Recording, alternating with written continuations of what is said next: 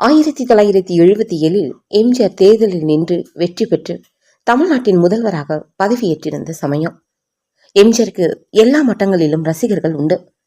எம்ஜிஆரின் உயர்மட்ட விசிறிகளில் குறிப்பிடத்தக்கவர் கர்நாடக மாநிலத்தில் அப்போது முதலமைச்சராக இருந்த காங்கிரஸ் கட்சியை சேர்ந்த குண்டுராவ்.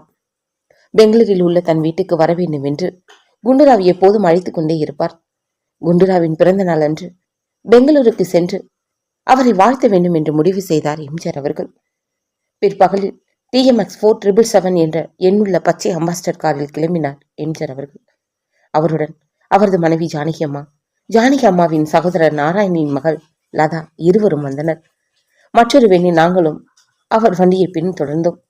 பெங்களூரை அடைந்ததும் எம்ஜிஆரும் அவரது குடும்பத்தினரும் அங்கு வெஸ்டர்ன் என்கிற 5 நட்சத்திர ஹோட்டலில் தங்கினர். நாங்கள் அதற்கு அருகே வேறொரு ஹோட்டலில் தங்கினோம். மறுநாள் காலை 9 மணிக்கு கர்நாடக முதல்வர் குண்டுராவ் வீட்டுக்கு சென்றோம். பெரிய பார்சல் ஒன்றை அவருக்கு பரிசாக அளித்தார் எம்ஜிஆர் அவர்கள். எம்ஜிஆரின் உதவியாளர் IAS அதிகாரி பரமசிவம், செக்யூரிட்டி ஆபீசர் கண்ணுசாமி உடன் இருந்தனர். பால் பாயாசத்தோடு எங்கள் அனைவருக்கும் நன்றாக சைவ சாப்பாடு அளிக்கப்பட்டது.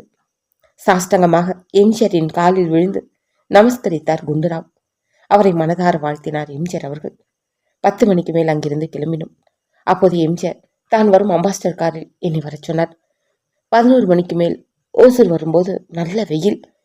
காரில் பயணம் செய்யும் போது MK தியாகராஜ பாகவதர் பாடிய பாடல்களை எப்போதும் ரசித்து கேட்பார் எம்ஜிஆர் அவர்கள். ஒசூர் தாண்டி இருப்போம். இடது பக்கம் நெடுஞ்சால ஓரத்தில் வயதான பாட்டி மற்றும் 10 வயது சிறுமி இருவரும் தலையில் பெரிய புல்கட்டை சுமந்தவாறே காலில் செருப்பு இல்லாமல் வெயிலில் தவித்துக் கொண்டிருந்தனர். கொஞ்ச நேரம் நடந்து பிறகு வெயிலுக்காக ஓரமாக நின்று மீண்டும் நடை நடக்க ஆரம்பித்தனர். ராமசாமி, காரை நிப்பாட்டு என்று டிரைவர் ராமசாமியிடம் சொன்னார் எம்ஜிஆர் அவர்கள். ராமு, போய் அவங்களை விசாரித்து விட்டு வா என்றார் என்னிடம். ராமகிருஷ்ணன் என்ற என் பெயரை பல நேரங்களில் ராமு என்று சுருக்கியே எம்ஜிஆர் கூப்பிடுவார். நானும் போனேன். அந்த பாட்டியிடம் ஏன் நிற்கிறீர்கள் என்று கேட்டேன். அதற்கு கால் சுடுதையா, நிற்கிறோம் என்றனர். தூரத்திலிருந்து புல்லை அறுத்து கட்டி சுமந்து சென்று விற்றால் தலை சுமைக்கு 12 அணா கிடைக்கும் என்றார் அந்த பாட்டி. அப்படியே நான் எம்ஜிஆரிடம் போய் சொன்னேன். தான் மனைவி ஜானகி அம்மா, லதா இருவரிடம் உள்ள அவர்கள் அணிந்திருந்த செருப்புகளை கலற்ற சொன்னார். காரில் பயணம் செய்யும் போது எப்போதும் ஒரு கருப்பு பெட்டியில் பணம் வைத்திருப்பார் எம்ஜிஆர் அவர்கள். அதிலிருந்து 1000 ரூபாயை எடுத்து அவர்களிடம் கொடு என்றார். ஒரு ஜோடி செருப்புகளையும் எடுத்துக்கொண்டு போய் அவர்களிடம் கொடுத்து எம்ஜிஆர் கொடுக்க சொன்னார் என்று 1000 ரூபாயும் கொடுத்தேன். அப்படியே நெகிழ்ந்து போயினர். எதிர்பாராமல் பணம் கிடைத்ததில் அவர்களுக்கு ஒன்றுமே புரியவில்லை. நன்றி கூட சொல்லாமல் அப்படியே நின்றனர். காரின் கண்ணாடியை இறக்கி வணக்கம் தெரிவித்தார் எம்ஜிஆர் அவர்கள். அங்கிருந்து நாங்கள் புறப்பட்டோம். தன்னிடம் உதவி கேட்டவருக்கு மட்டுமின்றி இல்லாமல் உதவி கேட்காதவர்களுக்கும் குறிப்பறிந்து உதவி செய்வதுதான் எம்ஜிஆரின் குணம்.